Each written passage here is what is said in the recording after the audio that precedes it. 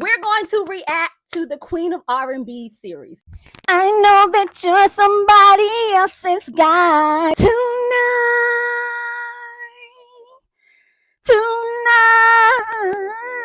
Welcome to Tisha Talks Wellness. I'm Tisha. For those of you who don't know who SWV and Xscape are, these are R&B legends. Yes, ma'am. You had to be there. I was there.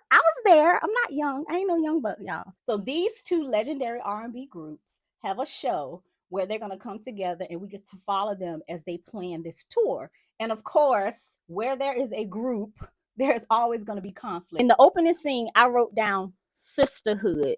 Tiny was talking about, their history and how they've probably been into one fight, but plenty of arguments, but they've always been close, and just how they were. Like in the scene, they seem to have a connection. Seems like they have a good time together. And then when Tamika comes in, it also seems like Tamika, I got the feeling that Tamika wants everything to be good. Like she came in with good energy and they all just laughed like, three little schoolgirls. And I thought that was a nice scene to open up with. Even though the production tried to be shady and asked Tamika about some past drama where she talked about Candy's indiscretions and some extra stuff, Tamika did not take the bait. However, Candy explained everything and was like, yes, she told some lies on me, but we moved past it. We moved forward. You are working with someone. Sometimes people do things to you, whether, you agree with it or not.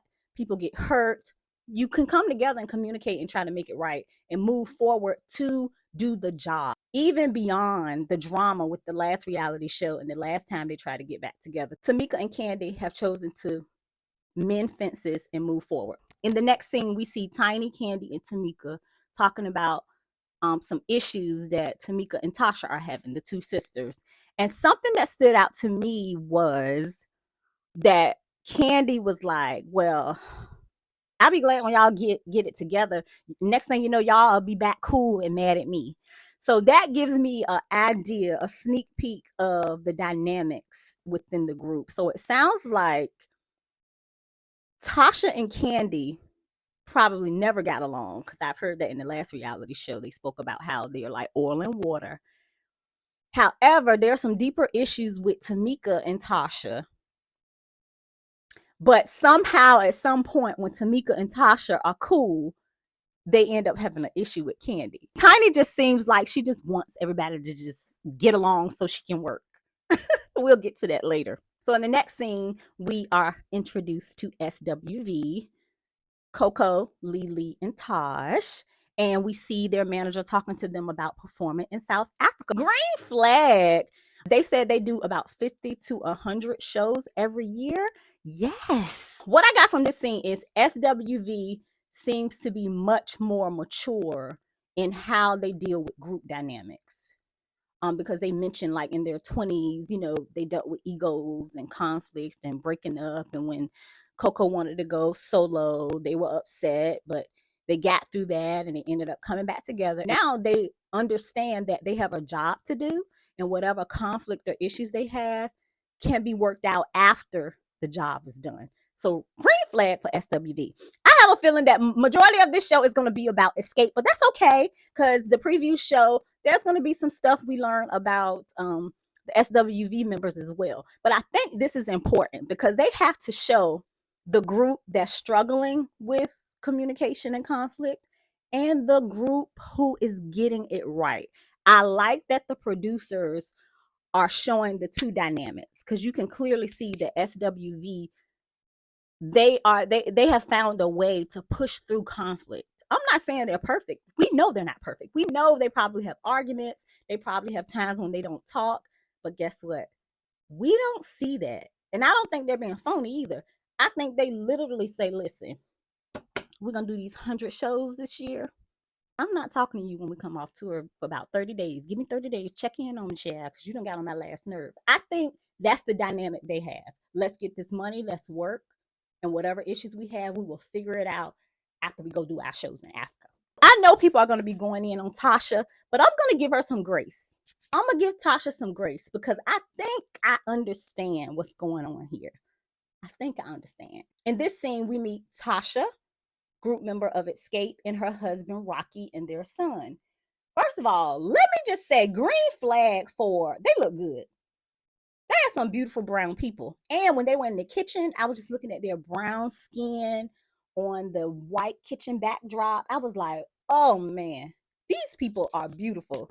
I was like, this is a nice scene. So anyway, green flag for them being together for 27 years, raising their son, who appears to be a productive citizen, seems to be a very nice young man. He completed college in Buffalo, played basketball. So kudos to them. All right, let's get to the red flags. Red flag number one, Rocky talking about let's pray over this juice. Now, you know you don't be praying over no juice, Rocky. I thought that was so funny. Now, this could be two things. This could be them being nervous. I think Tasha and Rocky seem to be a little bit more uneasy, or, trying to put their best foot forward. But that was just ridiculous. You know you ain't praying over no juice. In my notes, I put guarded, less relaxed. And then I put Rocky is charismatic, seems to be more assertive than Tasha. Tasha has talked about in the past being called names and being judged for her weight while she's been in the group. So I get why she's guarded. She's hurt about something, and I think she's bitter. I'm not quite sure about the details of why she might be bitter, but I think I have an idea. But we're gonna let that unfold. I think even though Tasha has lost weight and she looks great, the fact that she honed in on her sister body shaming her and her sister was arguing, she told her sister to kiss her butt, and her sister said, if you had a butt, and Tasha said that was body shaming. I do not doubt that bothered her, but I think she's sticking to that argument to cover up for something else. Let's validate her feelings. She probably does have body image issues, being that she shared the story about being called the big girl in the group. I know I don't know if you guys have heard about the story when Biggie called them names and said they were unattractive and all of that stuff. So I think Tasha, although she looks good, I think in the inside there might be some body image issues. It's something deeper, and it's something that she's upset about, that she's not being forthcoming about. Another red flag is she said that when her and Rocky met, he liked her so much, he was so smitten, that he came into rehearsal and told her current boyfriend, oh man, look, she about to be my girl. We haven't done nothing yet, but you might as well go home. Red flag! I mean, I'm just saying. So he kicked the man out and just, okay. Obviously, she was impressed. They're here 27 years later. I think enough people are going to go in on Tasha. What we're going to do is we're going to analyze the behaviors. Now, we're going to hold her accountable, right? We're going to hold her accountable as these episodes unfold. But let's take the stance of what are her behaviors telling us about her. So in the next scene, we meet Tiny again. If you watch reality shows, we know who Tiny is. Xscape member, wife of T.I. They have a family of 7 kids, and we've seen them in the headlines countless times. One thing I would say about Tiny, I wrote down, she's open and friendly. Tiny seems like the person that really don't want no trouble. Like, she just seems like, this is just my opinion, what I get when I saw her in this scene. And green flag for Eris. Eris is just the cutest, and she's so articulate and well spoken to be her age. She's just the cutest. I can definitely see her going into show business just from that voice, that face, that personality. So good job, Tia and Tiny. Tiny seems like the person who's not going to start trouble. This is just what I'm getting from this scene. She seems like she's not going to start trouble, that she wants to have fun and be open, and she just seems like a fun person to be around. She talks about her 21-year marriage to T.I. What I got from this scene is Tiny likes to have a piece of independence. She hints a lot at T.I. asking her, why are you working? Like, you don't have to work. Like, we're rich. On a few different reality shows, she said the same thing. I like what I do, I have fun, and I can make my own money. That says a lot about how she sees herself within the marriage. And it says a lot about his expectation too. Because if he's saying, don't work, stay home, and she's saying, no, I need, I want to do this. I want to have fun. This is what I do. This is how you met me in the group. It really gives me insight as to how important it is for her to have her own identity.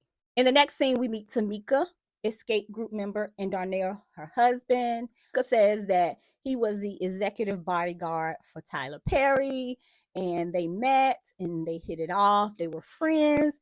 Something that stands out to me is that the way she told the story about how they went from friends to lovers is similar in the way that Tasha explained what her husband said to her boyfriend when he just snatched her up from him, right? It's a detail that both of them emphasize. So when you get a chance, go back to each scene and you will notice that when Tasha was saying that, Tasha said that her husband told her boyfriend at the time, look, man, this gonna be my girl. We haven't done anything yet, but she about to be my girl and you can leave rehearsal. Fast forward to the scene where Tamika says, oh yeah, we were friends and we hadn't done anything yet. But at some point, one night we were hanging out and I came out in my phone. I thought that was really interesting how they both emphasized that they hadn't done anything yet with their husbands at the time. I just thought that was an interesting detail. It really says to me that they are sisters, so they probably tell stories and communicate in similar ways. So they are probably more alike than different. And secondly, they really care about what people think. Now, we all care about what people think in some form or fashion. I never met a person who just doesn't care about anything and what anyone says, but it really says to me, in my opinion, that they care about if people thought they were having sex with their husbands at that particular time. So pay attention to stuff like that. We're going to analyze stuff like that over here, right? And I thought to myself, Tamika and Tasha are not that different. She's going through some stuff, and she's acting out in a way. She's acting out in a way that is less likable. But Tamika and Tasha are very similar. The next scene, we see Taj calling people, getting people together for the brunch. You know how they do. The producers say, here, call everybody, make it seem like you the one that set up the brunch. You know, we're not new to this reality stuff. Taj is warm. I get warm from her. She seems friendly. She seems polite. So I really like Taj. I did not realize that SWV were a little bit older than Xscape, because we looks good, honey. Black don't be cracking. So all of them look like they could be around the same age. But SWV are closer to 50 or in their 50s. So they're more like big sis. I didn't even realize that. Everybody is coming in. I like how everyone, gets their chance to walk in. Coco seems fun. She's squeezing everybody's booties. It was just a cute little scene, a girls' scene, girls' day out. While everyone is planning and throwing out ideas, Tasha has this stank face. Remember what we said? Tasha has underlying issues, in my opinion, that has gone unspoken.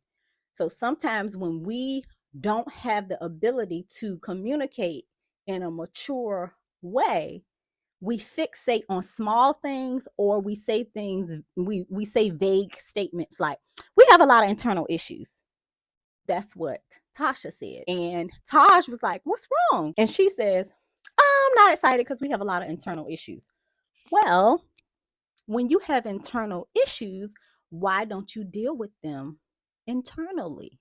Why don't you have a meeting and try to figure that out and not act that way in a business meeting? She can feel whatever way she wants to, but to act that way in a meeting, red flag. Some of the girls are like, hey, you act like you don't want to fix it. Why can't we just push through? We need to just push through, make this money, do what we need to do? And she's like, yes, yes, yes. So she's nodding, saying yes. However, her actions are saying something else. Tiny said something that stood out to me. She said, it's too personal. It's just too personal. We take things too personal. We need to take the personal out of it. When we are young as children, think about when something happens to us. We take everything so personal, so deeply. Think about a toddler falling out, having a fit when they can't have their way. Typically, as we get older, we learn how to regulate our emotions a little bit better. So when we're offended, we don't automatically fall out and have a tantrum. But that doesn't happen all the time. For whatever reason, people who do not mature emotionally, they might respond to difficult emotions in childish ways. So when Tiny said, which is it's just too personal, she's referring to Tasha, how Tasha probably takes things so personal that it bothers her so much it's hard for her to get past things. I think that's what's going on here. I think they all have done things to each other, but Tasha is the one that takes it so personally. It's hard for her to get over things. And because she cannot process that, in my opinion, she takes it out on her sister. Because she can't take it out on Candy and Tiny because they're not her family. Like, yes, they have history, but Candy and Tiny can be like, deuces, bye, whatever. Seems like the target is her sister because she's used to emotionally beating up on her. By the end of the brunch, Lily is like, look, we can just get over this. We need to push through. We as women will forgive our man for doing A, B, and C. And as soon as one of our friends does something, we hold a grudge forever. And my response to that is, agreed, Lily, well stated. We do this because we typically see ourselves in our friends. So the way we treat our friends says a lot about how we treat ourselves. So when you see a person who is super judgmental, non-forgiving of their friends, hold their friends at the highest standard, a standard they can't even hold themselves, that automatically should tell you how they treat themselves, how they talk to themselves. When we don't deal with internal struggles, it spills out and we project and we start arguments and we become unforgiving. I think that's what's going on here. We see some footage of SWV performing in South Africa. The next scene is Todd and Candy. We know them. We are familiar with them from The Housewives and from their own show, their wedding specials, and all the 611 jobs they have. Candy is talking about, the group drama. Todd, in his New Yorker accent, says, yeah, y'all some women from the 90s. Y'all need to go to therapy. And I thought that was funny because they might would do well in therapy. Some of these issues are like 15, 20 years old. I don't think, I won't say it's been too long. I would say they probably never dealt with the core of the issue and fixed it appropriately. That was a cute scene. We've seen their kitchen before. It's like we know Todd and Candy from their from the reality shows they've done. Something that Candy said, she said, for the most part, she lets Todd take the lead and he's the boss of the family. I believe her. Candy has been working hard for a very long time. I think since she was 16 years old. So she's been in groups. She's a singer, a songwriter, a music producer, a television show producer. She has clothing, the candy coated stuff, and she got 11 jobs.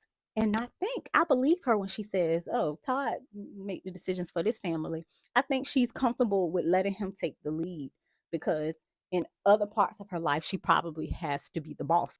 Now down to the meat of the show. We meet Miss G, Gloria, Tasha, and Tamika's mom. We learned 3 things about Miss G. That she raised Tasha and Tamika as a single mother after their father left.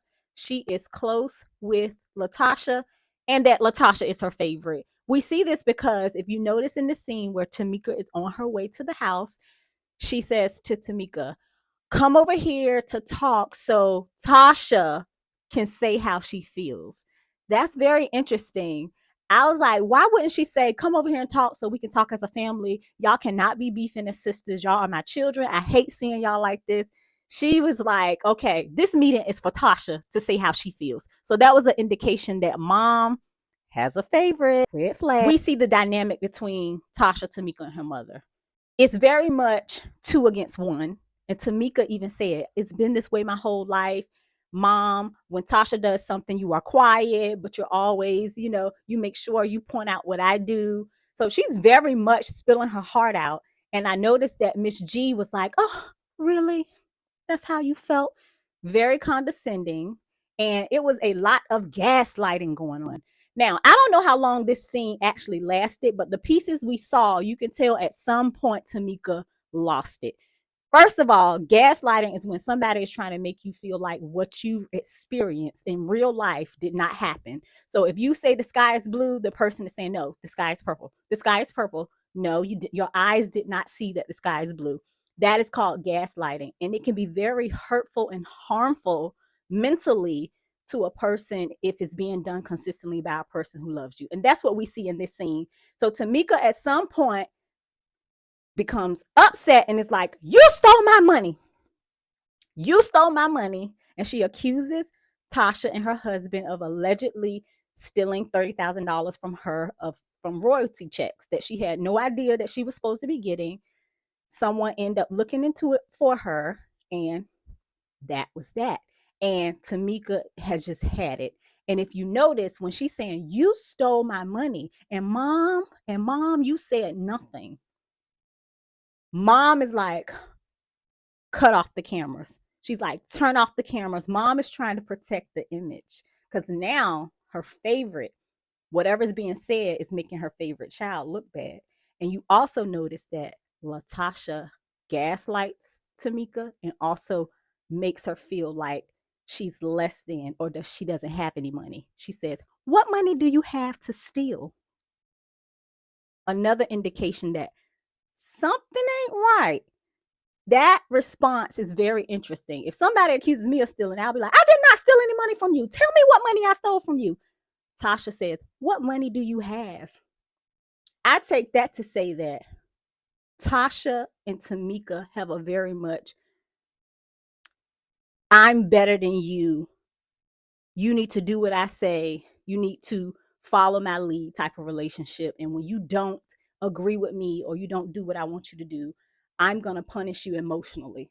I'm not sure if Mama G and Tasha are used to Tamika speaking up for herself like this and on camera.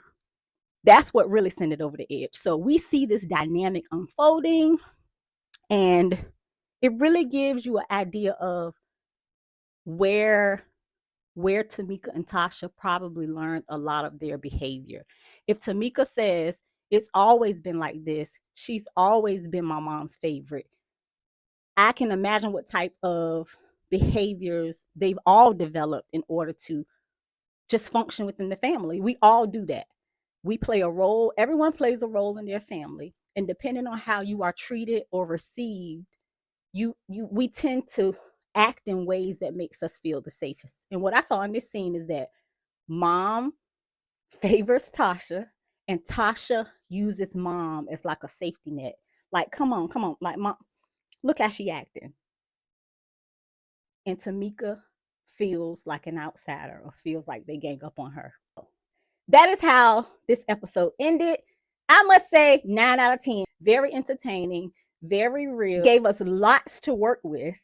And I think all of the ladies are just brave to be able to put all of this out there. Of course, they're getting paid for it, but they did what needed to be done. They did what needed to be done. And I'm so happy that I get a chance to finally review a show.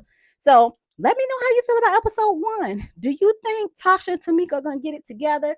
Do you think SWV are going to be able to put up with the Xscape shenanigans? The lesson is how we deal with ourselves in regards to our wrongdoings. It's going to show in the way we deal with problems with other people. And I'll end on that note. Like the video, put a heart in the comments, and make sure you subscribe so we can meet up here every week. Be well, everyone. I'll see you soon.